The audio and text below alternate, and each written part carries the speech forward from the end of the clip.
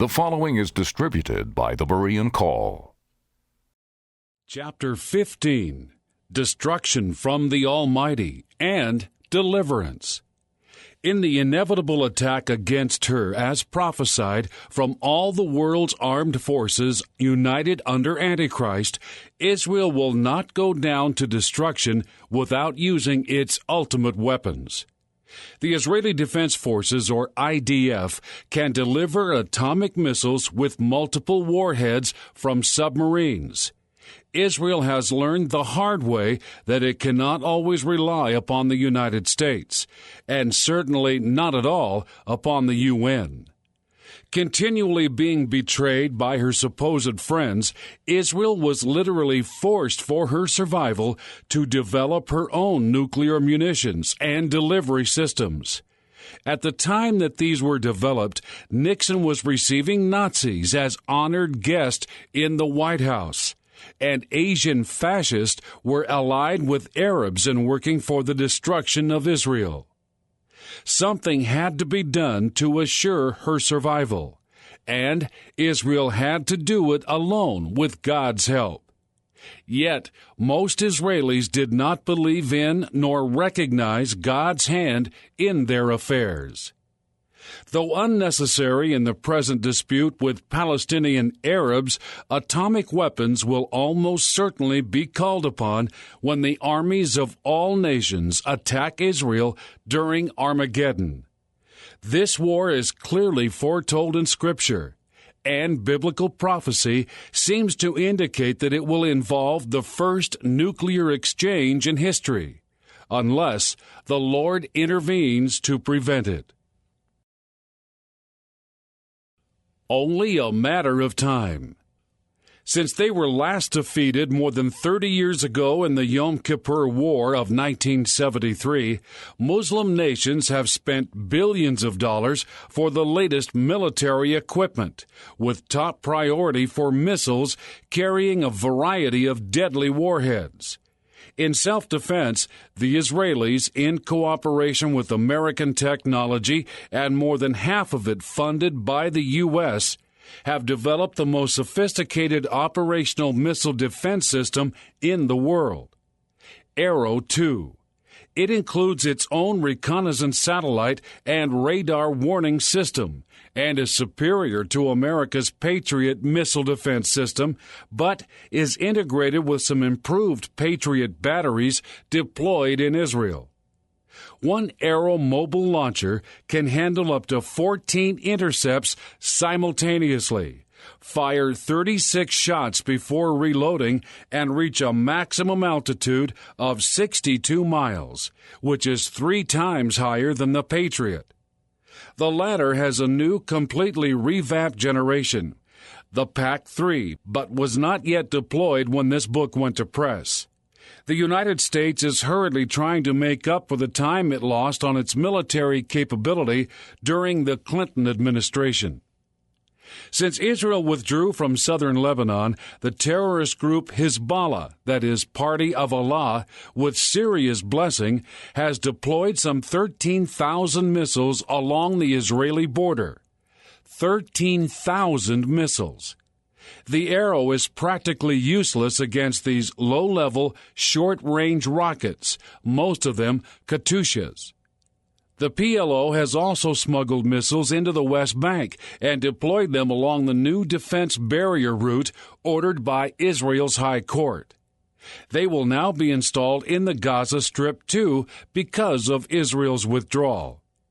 These new missiles could easily target Ben Gurion International Airport and even the northern outskirts of Tel Aviv. Jointly developed with the United States, the best defense against these low-level weapons is Israel's Theater High Energy Laser, or THEL, which is capable of intercepting and destroying incoming artillery shells. How operational this system is at this time is unknown. The Spector of Iran. As President Bush has been saying for some time, Iran is presently the most dangerous of Israel's neighbors. In military parades, it has been displaying missiles suited for nuclear warheads capable of reaching Israel and Europe. On December 28, 2004, during a speech at Qom University, General Qassam Shabani boasted, "At present, we have nuclear capabilities to use in the event of war against America." Yet at the same time, Iran vociferously denies that it even has a nuclear program and accuses Bush of lies. Of course, Israel is the primary target of Iran's weapons. When an Egyptian soldier, Suleiman Qadir, killed 5 Israeli tourists in the Sinai, Iran declared him a hero, named a street after him, and set aside a day honoring him. They hope to create many more such heroes by leading the Muslim world in the determined destruction of Israel. Where are the protests by peace activists against this barbarism? Instead, the protests are against Israel for defending itself. On January 20th, 2005, Vice President Dick Cheney said, "You look around the world at potential trouble spots, and Iran is right at the top of the list." Skeptical that Iran is bargaining in good faith concerning its nuclear weapons program, President Bush refused to rule out war with this largely Shiite Muslim nation. We know that Iran, though it speaks out of both sides of its mouth, doesn't yet have nuclear weapons. If they had, the Israelis would have destroyed their installations, even though deep underground and scattered, as they did Iraq's in 1981. This they must and will do for their own survival. Although denying that they are specifically intended for Iran's subterranean nuclear installations, the United States has supplied Israel with deep penetration, bunker-busting super bombs. As it destroyed Saddam Hussein's nuclear complex in 1981, Israel cannot wait for the United Nations or the United States to take action. She must destroy any nuclear capability Iran develops before it can be used against her. The whole world knows that not only Iran's weapons, but those of all of Israel's neighbors, because of their allegiance to Islam, are intended for her destruction. This evil and barbaric ambition was again declared openly and without shame to the entire world at the World Without Zionism Conference in Tehran, October 26, 2005. Addressing the thousands of mostly students attending, Mahmoud Ahmadinejad, the president of Iran, declared Israel is a blot that should be wiped off the map. Washington responded that these remarks underscore our concerns about Iran's nuclear intentions. Yet 2 days later, President Bush again insisted that Islam is a religion of peace. These evil intentions of all Israel's enemies all point to Armageddon. It is Armageddon that will precipitate Christ's second coming to reveal himself to Israel in the process of rescuing her and destroying Antichrist and his army. Antichrist, secular and religious ruler of the world. The Bible foretells a coming world ruler whom it calls the Antichrist, and in the latter time a king of fierce countenance and understanding dark sentences shall stand up, and his power shall be mighty, but not by his own power, and he shall destroy the mighty and the holy people. Ye have heard that Antichrist shall come. He will bring peace to the Middle East and to the entire world, which is a major reason why Israel will accept him. But it will turn out to be a false peace. When Christ came the first time, he warned Israel that in rejecting him, they would open themselves to a later acceptance of Antichrist as Messiah. I am come in my Father's name, and ye receive me not. If another shall come in his own name, him ye will receive. Confusion is created by the word Antichrist. It seems to imply that this man of sin will declare himself openly to be opposed to Christ. On the contrary, anti is a Greek prefix with two meanings: opposed to, or against, but also in the place of, or a substitute for. In fact, he will pretend to be the Christ. All of Satan's power, no longer restrained after the rapture of the church to heaven, will manifest itself through him. And then shall that wicked one be revealed, whose coming is after the working of Satan, with all power and signs and lying wonders. And for this cause God shall send them strong delusion, that they should believe a lie, that they all might be damned who believed not the truth, but had pleasure in unrighteousness. Israel will be without excuse, nor will there be any excuse for the rest of the world as it follows Antichrist as world leader. There are hundreds of prophecies concerning the Messiah, so that he could be definitely identified when he came, and thereby prevent anyone from being deceived by a counterfeit. But in contrast to Christ, whom the world continues to reject, this is the man the world will look up to and want to follow. Indeed, he will not only be followed because no one can oppose his power, but he will literally be worshipped. And they worship the beast, Antichrist, saying, "Who is able to make war with him?" And power was given him over all kindreds and tongues and nations. And all that dwell upon the earth shall worship him, whose names are not written in the book of life of the Lamb slain from the foundation of the world. Antichrist and the rebuilt temple. Unquestionably, the Jewish temple will be rebuilt on its ancient site. This is the clear teaching of Scripture. Daniel declares that the Antichrist will enforce upon the world a 7-year covenant that will entail the rebuilding of the temple and reinstitution of animal sacrifices. And in the midst of the week, that is, the final 7-year period marking Daniel's 70th week, he shall cause the sacrifice and the oblation to cease.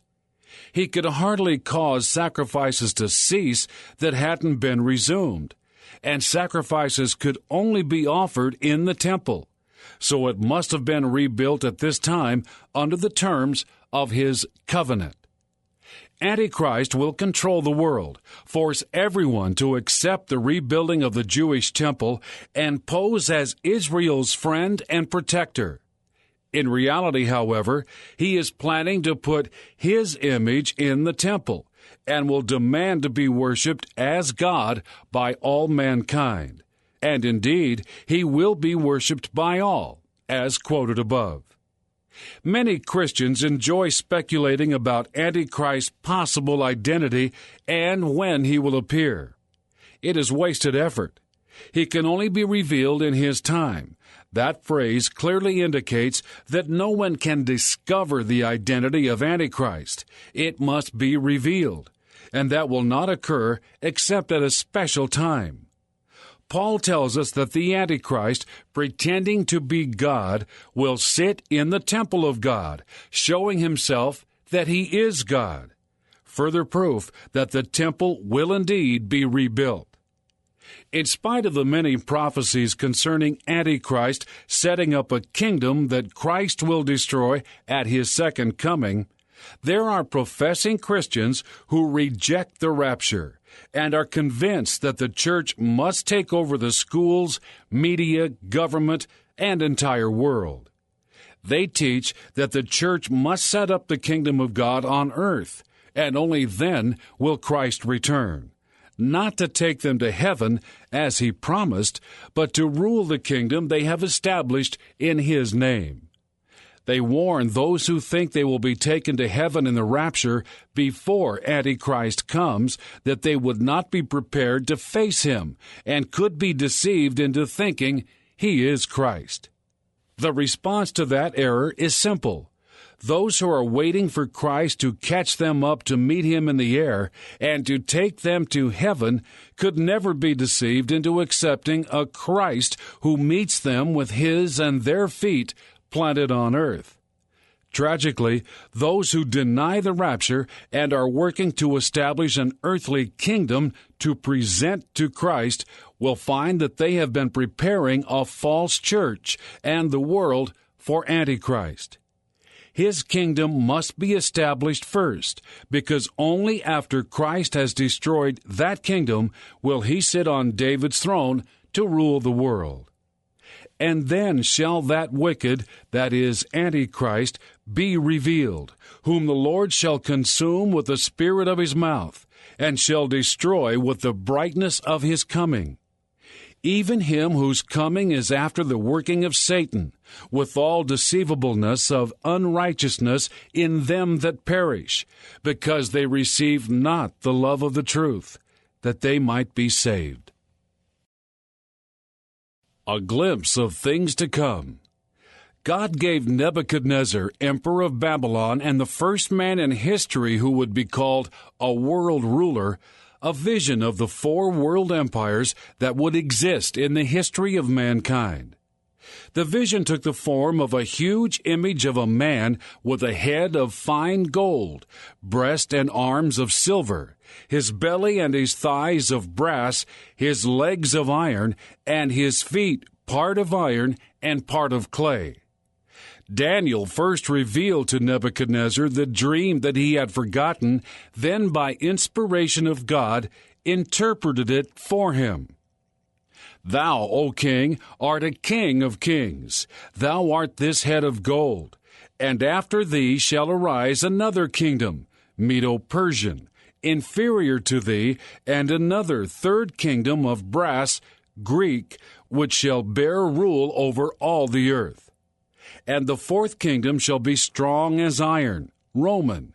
And whereas thou sawest the feet and toes, part of potter's clay and part of iron, the kingdom shall be divided, but there shall be in it the strength of iron. As the image foretold, by its 2 legs, the Roman Empire was divided into 2 parts. This happened politically and militarily when its Emperor Constantine established Constantinople, today's Istanbul, as his new imperial capital, leaving the Bishop of Rome in charge of the West. Politically and militarily, it deteriorated but was held together religiously by the world church of its day, the Roman Catholic Church. It was divided religiously in 1054, when, in a dispute over who should be in charge of the church, Pope Leo IX in Rome excommunicated Michael Cerullius, Patriarch of Constantinople, dividing Roman Catholicism in the West from Orthodoxy in the East, a division that exists to this day. What about the other great kingdoms, the Ming and other dynasties in China, Genghis Khan's far-ranging empire, the vast Mayan, Aztec, and Incan kingdoms of Central and South America, the Muslim rule we have referred to from France to China? They did not succeed one another, were all destroyed, and none of them will rise again. The 10 toes of the image indicate a revival of the Roman Empire, which was divided but never destroyed, and has lain dormant for centuries. The 10 toes, Daniel explains, are 10 kings who can only arise in the last days because their destruction very clearly comes from the Messiah in the process of setting up his eternal kingdom. And in the days of these things shall the God of heaven set up a kingdom, which shall never be destroyed. Of the increase of his government and peace there shall be no end. Isaiah 9:7. It shall break in pieces and consume all these kingdoms, and it shall stand forever. Thou sawest a stone was cut out without hands, which smote the image upon his feet, and brake them to pieces. Then the iron, the clay, the brass, the silver, and the gold became like the chaff of the summer threshing floors, and the wind carried them away, and the stone that smote the image filled the whole earth. The 10 toes kings clearly represent a revival in the last days of the Roman Empire in a new form. The Antichrist will be so powerful that he will unite and deceive the entire world with a false peace that will eventually explode into Armaggedon. Israel and the world would not be deceived if they paid heed to biblical prophecies, but they have turned their backs upon God and His Word. The problem is so simple. One person is missing from today's halls of government. He has been put out of America's education system. He is locked out of the United Nations. He is deliberately excluded from all Middle East peace negotiations. Across any agreements that may be made must be written in bold, bleeding letters, "They have forgotten God." In a frightening warning, the Bible declares, "The wicked shall be turned into hell, and all the nations that forget God." Yes, there is much talk of God. Any God will do except the God of the Bible. He alone has proved His identity with hundreds of prophecies fulfilled. No one is offended by references to a higher power or Mother Nature or even Allah. But the God of Israel is still denied, even by most of His chosen people. The leaders of today's world will not allow the true God to interfere in their affairs. One cannot help remembering the Columbine, Colorado high school student massacre that took place on April 20th, 1999, near Denver. It was the worst school shooting in American history. Newspapers carried an interesting exchange of letters. "Dear God, why didn't you save the school children in Littleton, Colorado? Sincerely, concerned students." "Dear concerned students, I am not allowed in schools. Sincerely, God." The coming world government and religion. It is only a matter of time until, as the Bible declares, the entire world, persisting in its rejection of God, of Christ, and of His Word, will be united both politically and religiously under Antichrist. Multinational corporations have put the entire international structure for Antichrist in place. The remarkable prophecy in Revelation 13 of one evil man controlling mankind with a number could not have come true without today's technology. To past generations, it didn't make sense. There is no question that we are moving in the direction of a cashless society, and there are many sound reasons why personal business will be transacted through a computer chip, just under the skin in the forehead or in the hand, as Scripture implies.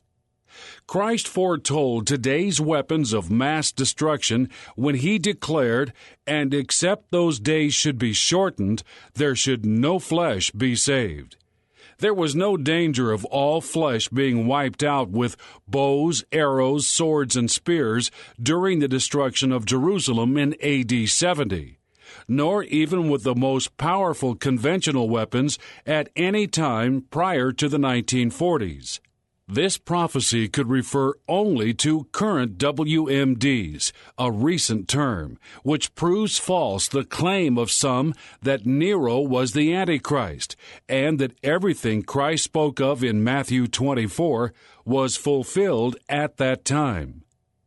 Those who teach this preterist reconstructionist view even dare to say that Christ returned in AD 70 in the person of the Roman armies to destroy Israel.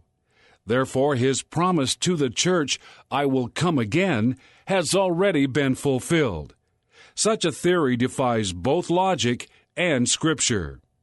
Christ had very clearly said, "I will come again and receive you unto myself, that where I am, there ye may be also." The coming of the Roman armies was a judgment upon Israel, but it certainly did not fulfill Christ's promise of coming for those who believe in him, to take them to his Father's house of many mansions in heaven.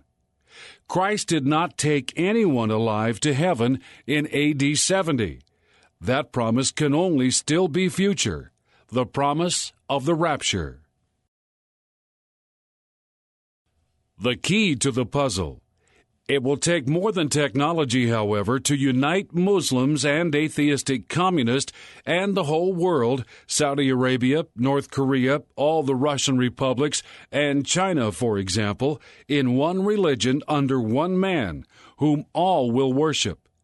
The Bible gives the secret of unification in an event called the rapture. Christ told his disciples that he was going to his Father's house to prepare an eternal abode for them, and would return to take them there. That is a straightforward promise of miraculously and instantly transporting from this world to heaven those who believe on him. The Apostle Paul describes what could only be the same catching away of believers from earth to heaven. Christ himself comes, bringing with him from heaven the souls and spirits of those who had died believing in him as their Savior, to be reunited with their resurrected bodies. The living believers are transformed, and all true followers of Christ are caught up together with him into heaven before God's judgment is poured out upon earth. For the Lord himself shall descend from heaven with a shout, with the voice of the archangel, and with the trump of God, and the dead in Christ shall rise first. Then we which are alive and remain shall be caught up together with them in the clouds, to meet the Lord in the air, and so shall we ever be with the Lord. Behold, I show you a mystery. We shall not all sleep, that is, die, but we shall all be changed in a moment, in the twinkling of an eye, at the last trump.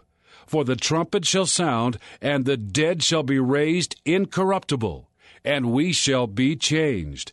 For this corruptible must put on incorruption, and this mortal must put on immortality. We don't know how many true Christians there are on earth. There may be more than 100 million. For even half that many individuals to suddenly vanish would terrify those left behind far beyond anything we could imagine. The fearsome questions on everyone's mind would be, where did they go? Who took them? Why didn't they take me? Are they coming back to get me too? The United Nations and governments of every nation would be meeting in emergency session. No one will believe that this event was the rapture. Those who refuse to receive the love of the truth will be given a strong delusion that they should believe a lie, that they all might be damned who believed not the truth. In the midst of this chaos, a man steps forward who claims to know where the missing have been taken and promises to recover them. Perhaps he says they have been snatched by some space-traveling rogue civilization and taken to a slave planet, and he is negotiating with an intergalactic council to recover them. Such a lie would be very believable in light of the movies, books, and TV shows concerning UFOs and extraterrestrial civilizations that are popular today. Whatever explanation Antichrist offers, the entire world realizes that it is facing a common enemy capable of snatching people at will from earth. Driven by desperation, the world unites behind the one man who seems to hold the only hope for survival. Furthermore, he comes with the working of Satan, with all power and signs and lying wonders, and with all deceivableness of unrighteousness in them that perish. The world is convinced of Satan's lie, having rejected God's truth. We are told that the dragon, that is Satan, gave him his power and his seat as world ruler and great authority. The world will not know this fact, but it wouldn't matter if they did. They will be ready at that time to follow Satan himself. Indeed, the whole world will worship the dragon which gave power unto the beast, Antichrist. Satan in control. Without any Christians left on earth to influence society morally, evil, posing as good, will take over to an extent that is beyond present imagination. Those not raptured, who have never heard the gospel of Christ, will be given the opportunity to believe. Many will receive Christ, reject Antichrist, and be put to death for their newfound faith. They will be resurrected at Christ's second coming at the end of the Great Tribulation. John saw it all in the vision he was given. I saw under the altar in heaven the souls of them that were slain for the word of God, and for the testimony which they held. And they cried with a loud voice, saying, How long, O Lord, holy and true, dost thou not judge and avenge our blood on them that dwell on the earth? And it was said unto them that they should rest yet for a little season, until their brethren that should be killed as they were should be fulfilled. These are they which came out of great tribulation, and have washed their robes, and made them white in the blood of the Lamb. And they overcame him by the blood of the Lamb, and by the word of their testimony, and they loved not their lives unto the death. And I saw the souls of them that were beheaded for the witness of Jesus, and for the word of God, and which had not worshipped the beast, neither his image, neither had received his mark upon their foreheads or in their hands. And they lived, that is, were resurrected, and reigned with Christ 1,000 years. But the rest of the dead, who had not believed in Christ, but had followed the Antichrist, lived not again until the 1,000 years were finished. Following and worshiping Antichrist, the world will be in complete rebellion, and God will begin to execute judgment upon the rampant evil. Christ foretold this period of time with these words, For then shall be great tribulation, such as not since the beginning of the world to this time, no, nor ever shall be. The book of Revelation gives the details of God's wrath being poured out upon this earth. It will be a terrifying time for earth's inhabitants, yet they will not back down from their defiance of the Creator. They blasphemed the God of heaven because of their pains and their sores, and repented not of their deeds. 2/3 of all Jews worldwide killed. When God judged the gods of Egypt with the plagues recorded in the book of Exodus, even though most Israelites were not serving him, the land of Goshen, where Israel lived, was spared from the worst judgments.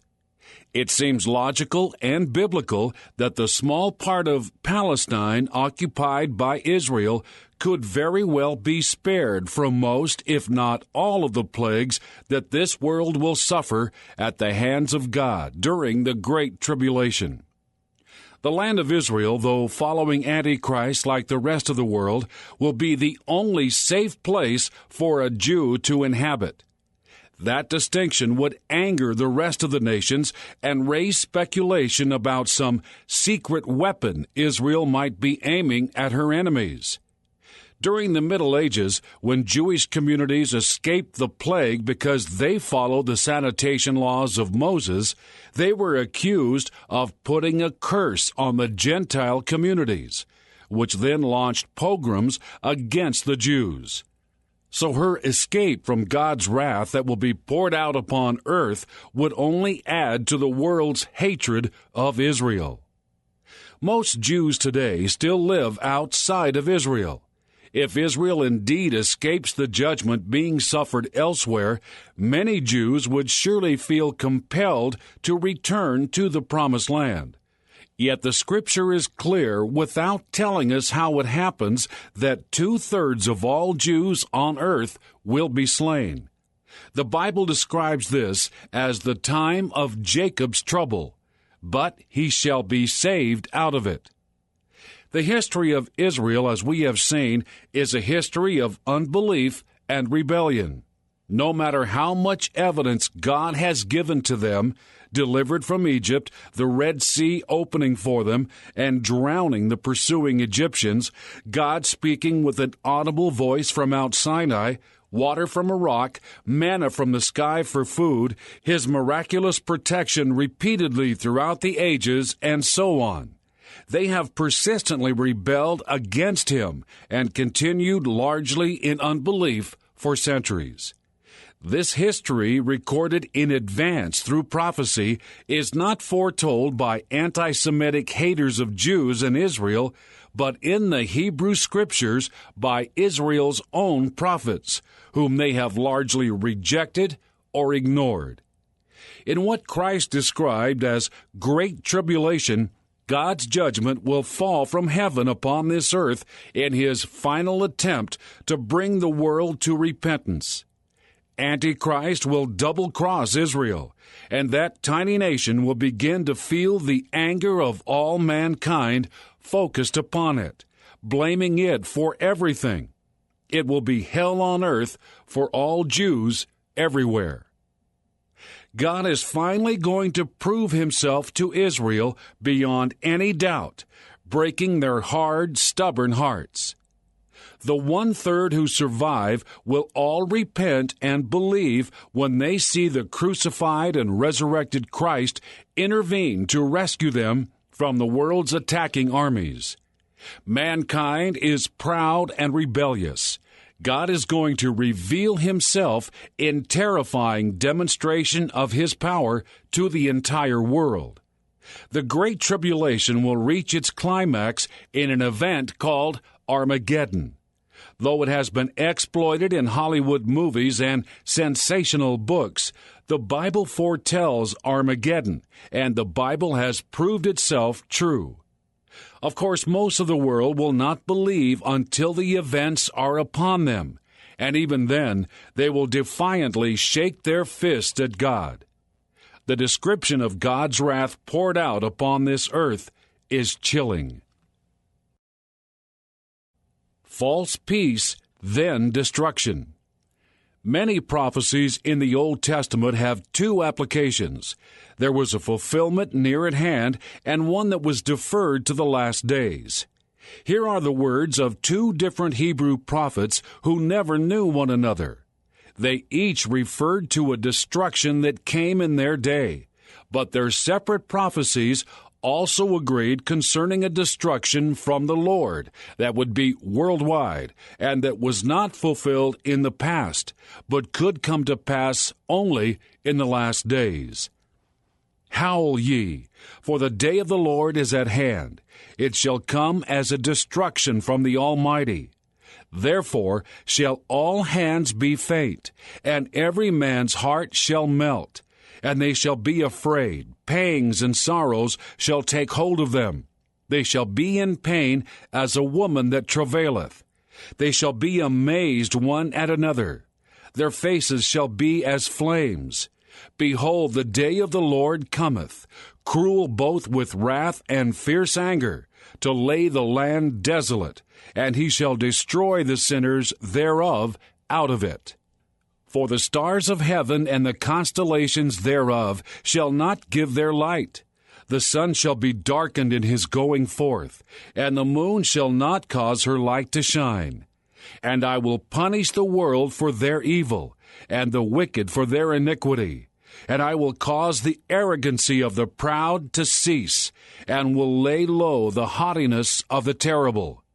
I will make a man more precious than fine gold, even a man than the golden wedge of Ophir.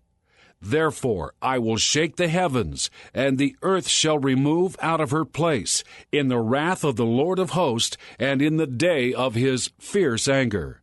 Alas for the day of the Lord is at hand, and as a destruction from the Almighty shall it come. Two of the most terrifying prophecies in the Bible are found in Ezekiel Chapters 38 and 39. They concern a people who are attacked by the armies of the world and rescued by God's intervention. Their identity and the delusion that has overtaken them are clear.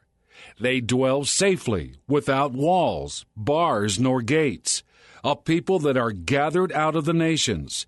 This can only be Israel, a people that have been scattered among the nations and have come back to their own land, as they have been doing today.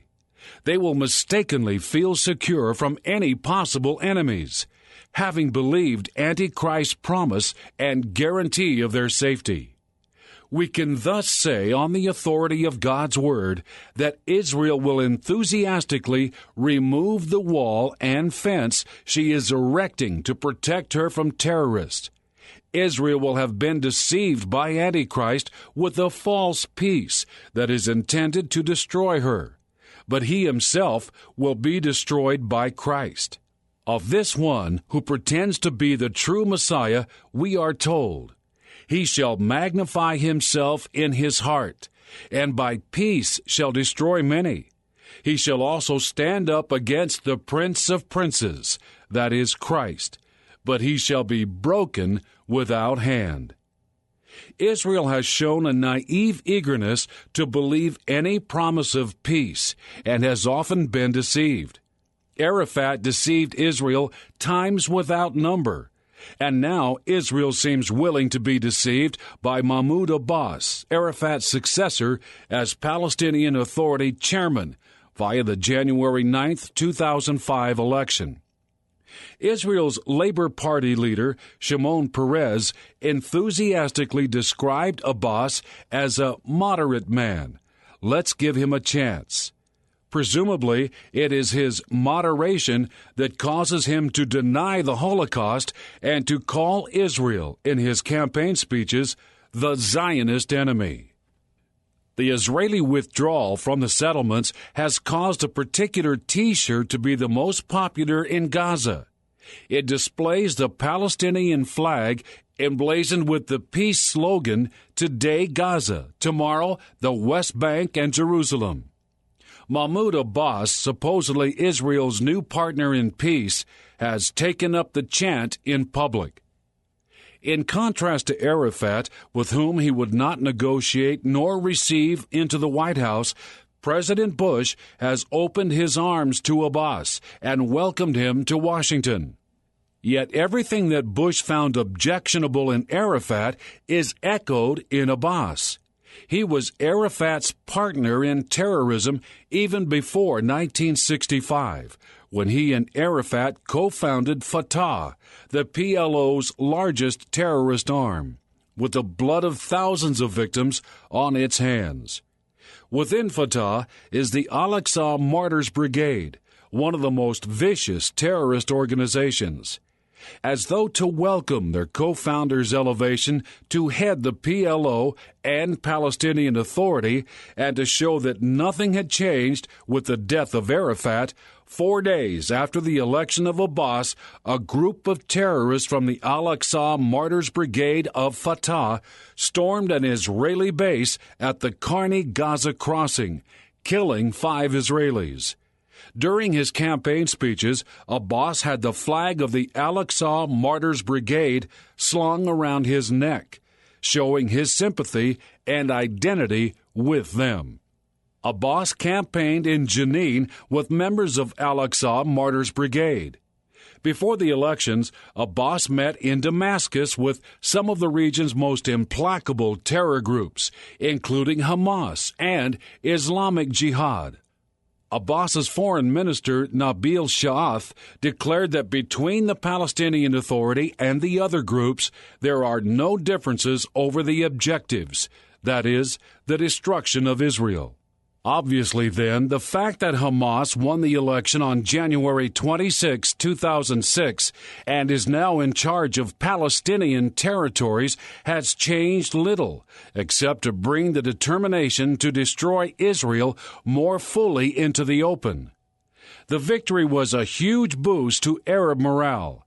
The funds cut off by the U.S. and Israel will be more than made up by Iran and Saudi Arabia. The Islamic worldwide revolution is gathering momentum. Hezbollah has transferred its operational headquarters from Beirut to Gaza, and Al-Qaeda has moved in there also. Hamas chief Khalid Mashal boasts Muhammad is gaining victory in Palestine. The Islamic nation is rising. Tomorrow we will lead the world. Gaza's Hamas leader exults, "We are part of the great world Islamic movement." Israel is desperate for peace. After 60 years of war, she would agree to almost anything. The Antichrist will not only guarantee peace, but will command the rebuilding of the temple. It will be an offer that Israel, in her unbelief and continued rebellion against the God of Abraham, Isaac, and Jacob, will not be able to resist. Ezekiel Chapters 38 and 39.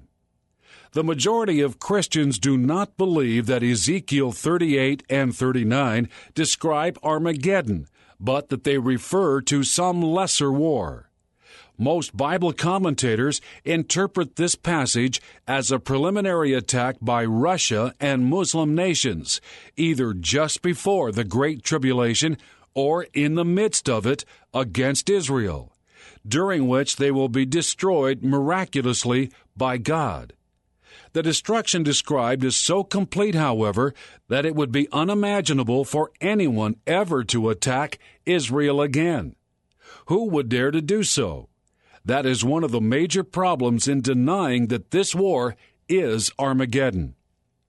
Referring to Antichrist and the armies of the world attacking Israel with him, God says, "I will bring thee against my land, that the heathen may know me, and my fury shall come up in my face." Clearly, this is a special event in which God has a climactic purpose. The description of what will happen at Armageddon is terrifying.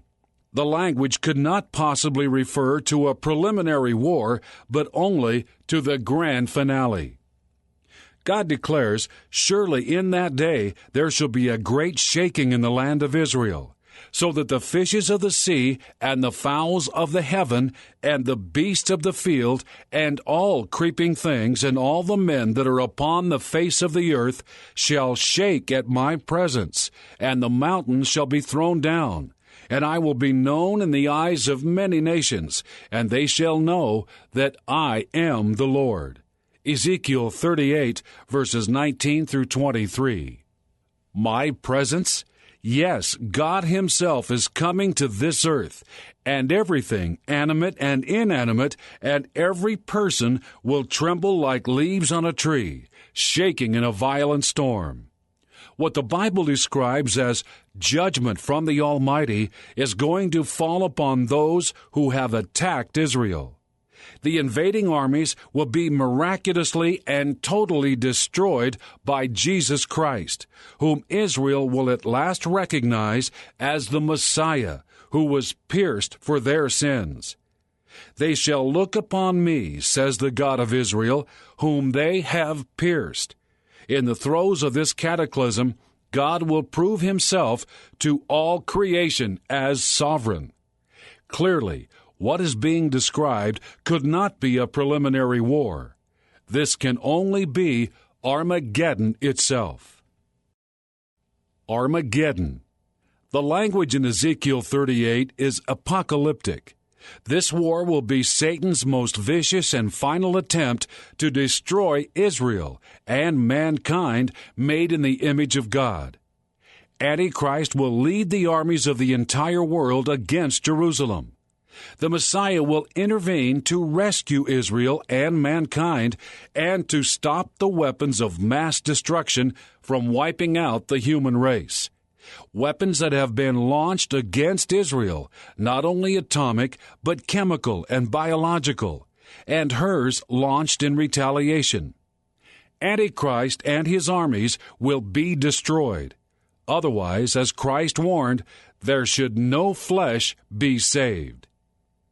As we have seen, God has two purposes at Armaggedon.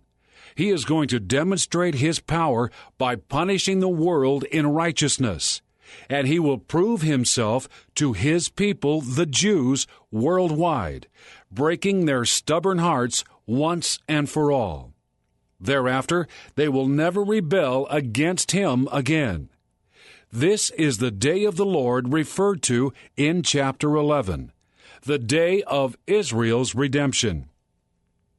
If I whet my glittering sword, and mine hand take hold on judgment, I will render vengeance to mine enemies, and will reward them that hate me. I will make mine arrows drunk with blood, and my sword shall devour flesh. For behold, the Lord will render His anger with fury, and His rebuke with flames of fire. For by fire and by His sword will the Lord plead with all flesh, and the slain of the Lord shall be many. For I know their works and their thoughts. It shall come that I will gather all nations and tongues, and they shall come and see my glory.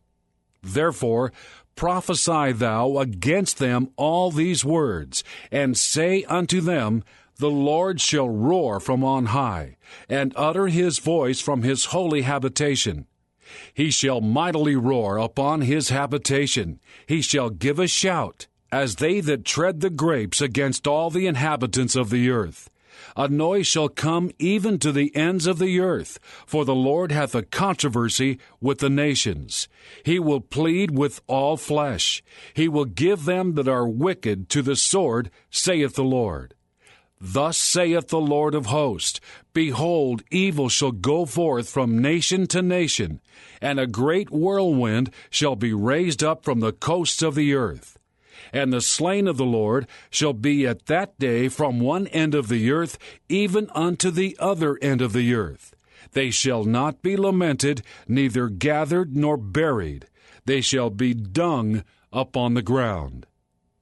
There are many similar prophecies. Some of the language is derisive in describing man's rebellion. The kings of the earth set themselves, and the rulers take counsel together against the Lord and against His anointed, saying, Let us break their bands asunder, and cast away their cords from us. The scene turns to heaven. He that sitteth in the heavens shall laugh. The Lord shall have them in derision. The fact that a derisive laugh will come from God is terrifying evidence that His patience is exhausted. Judgment will fall. This prophetic psalm is about Jerusalem, the Messiah who will rule there, man's opposition to God's will, and God's punishment because of this rebellion. God has warned the world, Kiss the Son, lest He be angry, and ye perish from the way, when His wrath is kindled but a little. Blessed are all they that put their trust in Him. Psalm 2, verse 12. But mankind as a whole refuses to bow the knee to the Creator and to His Son, and stubbornly rushes on to judgment. The architects of the roadmap to peace and the world that supports it, including Muslim nations and Israel, have two choices. Either they repent of their opposition to God's promises to Israel and accept His forgiveness on His terms, or they remain in defiance and go willingly and knowingly to judgment. God is finalizing the fulfillment of prophecy in our day.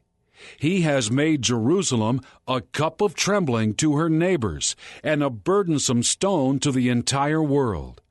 And exactly as He said, He is also going to bring all nations against Israel to punish them for scattering His people and dividing the land. Joel 3, verse 2.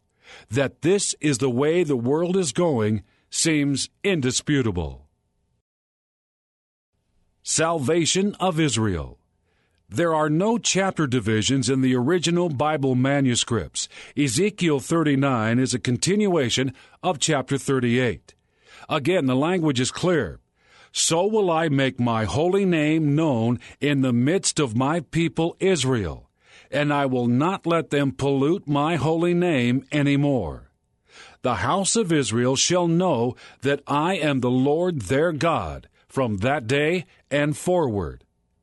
The language here, as earlier, could not apply to some preliminary event, but only to the climax of God's dealings with the world and with Israel. Israel has obviously at last been driven to repentance by the terrifying judgment of God, cries out for the Messiah to rescue her, and is transformed by his appearance in response to her desperate plea for help, never to be in God's disfavor again. Neither will I hide my face any more from them, for I have poured out my Spirit upon the house of Israel, saith the Lord God. Only Armaggedon could have brought Israel to her knees and caused every Jew left alive on earth to cry out in humble submission and willingness to accept the true Messiah. God declares, "Then shall they know that I am the Lord their God, which caused them to be led into captivity among the heathen. But I have gathered them unto their own land, and have left none of them any more there." Not one Jew will be left anywhere on earth outside of Israel. All will have been miraculously brought back to the promised land. This can only be what Christ refers to in Matthew 24, the final gathering of every physical descendant of Abraham, Isaac, Jacob, left on earth back to Israel for the Messiah's millennial reign at his second coming to rescue Israel in the midst of Armageddon. They shall see the Son of Man coming in the clouds of heaven with power and great glory. And he shall send his angels with a great sound of a trumpet, and they shall gather together back to Israel his elect from the four winds. How much time to Judgment Day? As already mentioned, President Bush has Christian friends and advisors, such as Condoleezza Rice, who tell him that Israel has been replaced by the church, and that therefore Joel 3:2, which pronounces judgment upon those who divide the land, no longer applies. To maintain that idea, hundreds of biblical prophecies that foretell a final restoration of Israel in her land would have to be denied or spiritualized. Consider only one of those prophecies. "I will do better unto you than at your beginnings, and ye shall know that I am the Lord. I will take you from among the heathen, and gather you out of all countries, and will bring you into your own land. A new heart also will I give you, and a new spirit will I put within you. So shall the waste cities be filled with flocks of men, and they shall know that I am the Lord." How far in the future are these prophesied events? Isaiah's prophecies end with Israel restored to her land, and the Messiah reigning in peace over the entire world. We seem to be experiencing right now the very things that Isaiah foretold would lead up to the final restoration. The language which we have earlier quoted in part is riveting. "Who hath heard such a thing? Who hath seen such things? Shall the earth be made to bring forth in one day? Or shall a nation be born at once? For as soon as Zion travailed, she brought forth her children. Shall I bring to the birth and not cause to bring forth? Saith the Lord, shall I cause to bring forth and shut the womb? Saith thy God, rejoice ye with Jerusalem, and be glad with her. All ye that love her, rejoice for joy with her. All ye that mourn for her." Surely a nation born in a day can refer only to the rebirth of Israel in 1948. It was an event unprecedented in the history of mankind. And as Isaiah describes, it was also a birth that was not completed in a moment. It has been in process for more than a century, and has been coming to a climax over the past 60 years. God is causing to bring forth. The womb is open, but Israel will not be fully birthed until she possesses all of the territory that God gave to her, as described in Genesis 15:18 through 21. That miraculous birth now being in process, God will not shut the womb. This rebirth cannot continue much longer without a full deliverance of Israel. As soon as Zion travailed, she brought forth her children. The greatest travail in Zion's history was without doubt the Holocaust. Had it not been for that horror and the momentary twinge of conscience among the nations of the world, the United Nations would never have voted for partition of Palestine. That vote gives Israel a legitimacy, which the UN votes against today. The Arabs still deny, and which, bit by bit, the peace process has been taking away. There are eyewitness reports that many Jews went to their deaths in Nazi gas chambers singing psalms of faith in God. Surely, in their distress, many must have believed in God's promise of the Messiah and understood what it meant to them personally for eternity. No doubt, many cried out to the God of Abraham, Isaac, and Jacob and found mercy according to his promise. For whosoever shall call upon the name of the Lord shall be saved.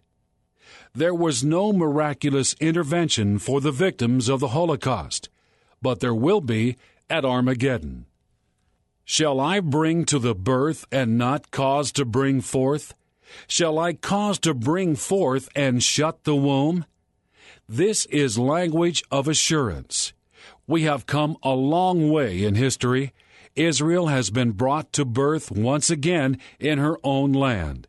She is surrounded by enemies who are all united to destroy her. The technology and weapons are at hand to fulfill prophecies that could not have been understood in prior generations. Many prophecies are being fulfilled before our eyes.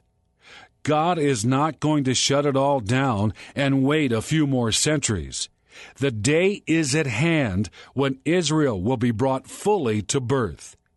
Now is the time for all mankind to make an eternal choice. Judgment Day, Islam, Israel, and the Nations, written by Dave Hunt, published by the Berean Call. I'm Gary Carmichael. Please visit our website, thebereancall.org, to access our radio archives going back to 1999 and our newsletter going back to 1986. We offer daily updates by email or visit us on Facebook or Twitter. Are you looking for information about a specific topic? Go to thebereancall.org and click on Topics at the top of the page. Our online store is thebereancall.com. We offer a wide variety of books, tracts, CDs, and DVDs. Note that most of our ebooks are free. I'm Gary Carmichael. Thanks for tuning in, and we hope you can join us again next week. Until then, we encourage you to search the Scriptures 24/7. Though none go with me, I still will follow. No turning back, no turning back.